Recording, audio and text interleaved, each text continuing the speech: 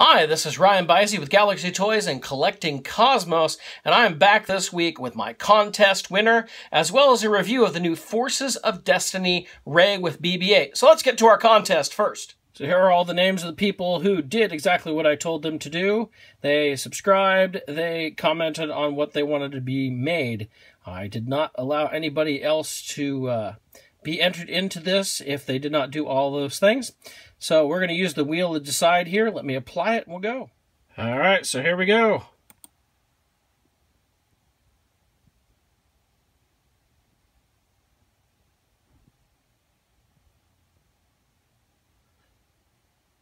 Looks like Capelesh is our winner. So send me an email to swccpodcast@gmail.com and I will send your prize right out to you. Thank you. So I was very intrigued by this line when I first saw it announced. I had to check it out. I know it's supposed to be more of a girls line, but then again, what's girls and what's boys anymore? As well as I remember the Princess Leia 2-packs, when they came out back in the 90s, they were actually distributed through Hasbro Girls. So what does it matter? It's a Star Wars action figure, and I'm happy to get it. Now, I saw all these at Target. I've actually seen every figure. I was tempted to get the Leia Endor with Wicket, but it was $35, so I decided to wait. I just wanted to pick up one for now. So this is Rey with BB-8. Now, I find it interesting. It does say Rey of Jakku. I don't know if that means that she's from there or just there's supposed to be Rey Jakku. Obviously, this is not her Jakku outfit. This is her Resistance outfit from the end of the movie, which was another reason I decided to get it, because we do not have a doll or a large size action figure, however you want to put it, with this outfit. So let's get this open and check it out. So here we have Rey out of her packaging. I want to make a note about the packaging here. You basically have to tear apart the packaging to get into it. While it has this type of thing where it's just taped in, the back actually splits open, and that taped part is in between those two. So this isn't one of those things where you can just quickly take it out like some of the other Hasbro product. But let's take a look at Rey here. She is a definite mix of soft goods and molding, like her under tunic or robes, whatever you want to call them, are just molded to, but her sleeves and her vest here are definitely soft goods. The pants are molded on. Her boots, they are just plastic and they go on there. She does have her gun as well as lightsaber. Her hair is, you know, kind of that real doll hair type of thing. You will notice she has like a little twist tie type thing in her hair. There's one on either side. I'm afraid to take those out because I don't want her hair falling open.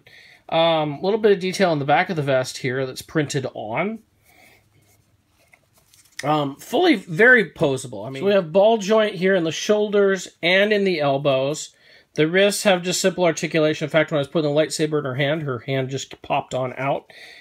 She has waist articulation I'll get to in a minute. Swivel, hip articulation, ball joint in the knees. I think there's articulation on the feet, but I can't tell because they're inside the boots. Now this has an action feature where if you squeeze her legs, she kind of twists and brings down her lightsaber like that. I know it doesn't look that great, but that's a little bit of an action feature. We've seen this sort of thing, of course, in other action figures before. Let's look a little bit at BB-8 here. He doesn't have much articulation at all. His head moves. That's it. Just turns around. Doesn't quite look right. Like the head is too big of the body or something. Doesn't quite look right about BB-8, but I'll forgive it on this. So I thought I'd show a couple comparisons as far as size here. So we have our Forces of Destiny Rey, and let's throw a Power of the Force 2 12-inch figure here with Boba Fett. As you can see, she's a little bit shorter than Fett. Actually, quite a bit shorter, if you don't count her bun on the top of her head there. I don't know how tall Rey is supposed to be, but so these are definitely shorter than the old school 12-inch Hasbro action figures. So let's go to something that should be a little bit more scaled with a sideshow. This is Snow Bunny Padme. Now she is on top of a stand, but she's still a little bit taller than Rey.